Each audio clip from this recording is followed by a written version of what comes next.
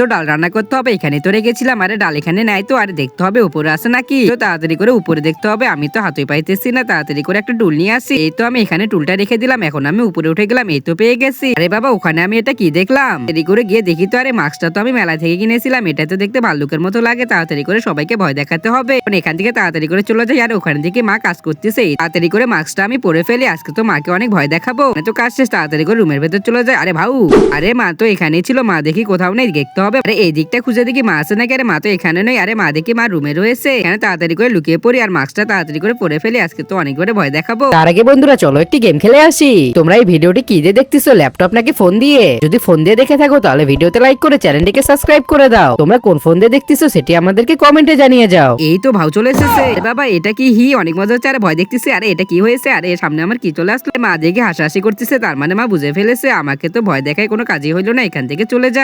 ভাবনে ওটা কি চলে এসেছিল? আরে বাবা আমি কি দেখেছিলাম? আরে আমি তো পড়ে গেলাম। বাবা কিসের শব্দ হইলো? আরে মা দেখে ওখানে অজ্ঞান হয়ে গেছে, তার মানে মা ভয় পেয়ে গেছিল।